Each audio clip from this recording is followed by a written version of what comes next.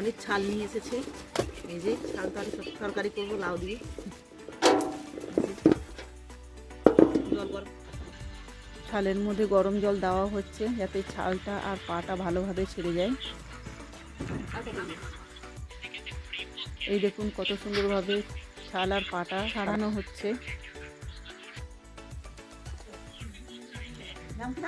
ছাল ছাড়ানো কমপ্লিট হয়ে গেছে।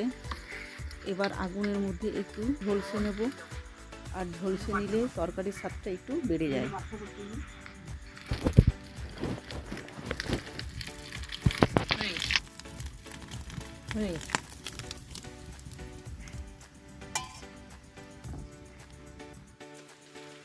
এই দেখুন বন্ধুরা, ঝলসানো হয়ে গেছে। এবার ভালোভাবে ধুয়ে নিয়ে এসে ছোট ছোট করে কেটে নেব, পিস করে নেব।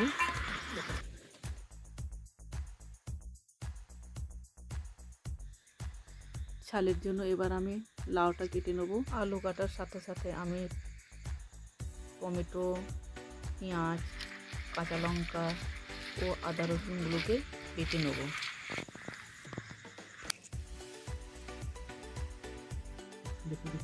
এই দেখুন বন্ধুরা, সব কেটে রেডি হয়ে গেছে। এবার আমি কড়াইটাকে বসিয়ে দেবো।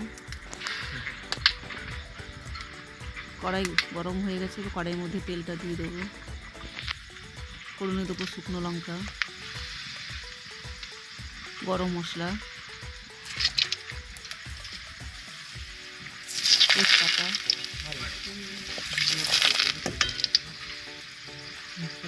এবার দেবো পেঁয়াজ।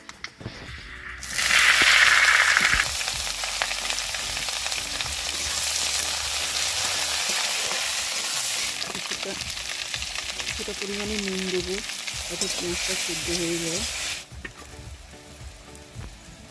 পেঁয়াজটা লাল করে ভাজা হয়ে গেছে। এবার দেবো আদা রসুন বাটা,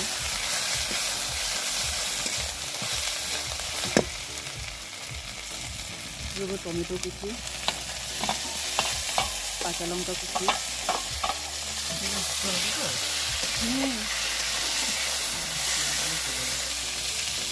এবার দেবো হলুদ, জিরে, ধনে, আর দেবো লঙ্কা গুঁড়ো। পরিমাণের মতন জল দিয়ে মশলাটাকে ভালোভাবে কষিয়ে নেব।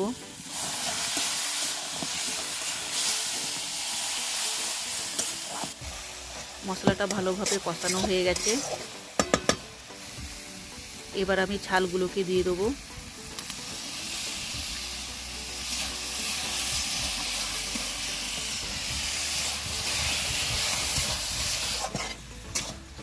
কিছুক্ষণ কষানোর পর আমি ওপর থেকে লাল লঙ্কা গুঁড়ো দিয়ে দেবো কালারের জন্য।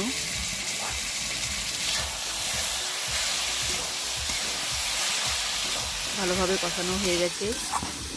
এবার আমি আলু আর লাউটাকে দিয়ে দেবো।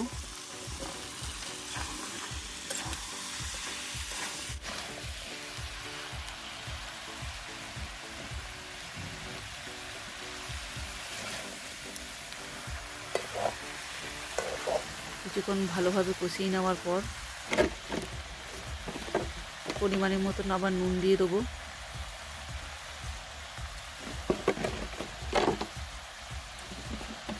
একটু নাড়াচাড়া করে নেব।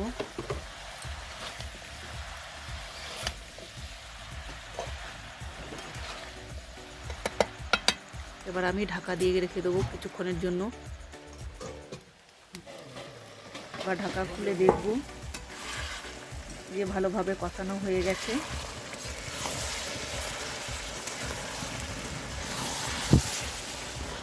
এবার আমি কিছুটা পরিমাণে জল দেবো। জল দেওয়ার পর আমি 20 মিনিটের মতন ঢাকা দিয়ে রেখে দেবো। হয়ে গেছে। এবার আমি ঢাকাটা খুলে দেখব।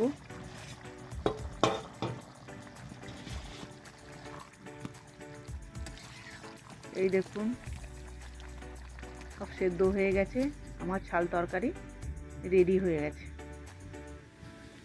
দেখুন তরকারিটার কালার কত সুন্দর হয়েছে।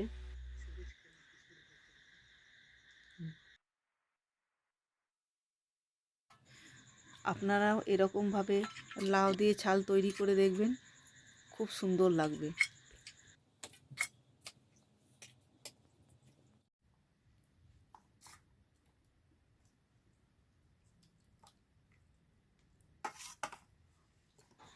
আপনাদের রান্না যদি ভালো লেগে থাকে তো প্লিজ লাইক, কমেন্ট, শেয়ার ও সাবস্ক্রাইব করে দেবেন। ধন্যবাদ। দেখা হচ্ছে পরের ভিডিওতে।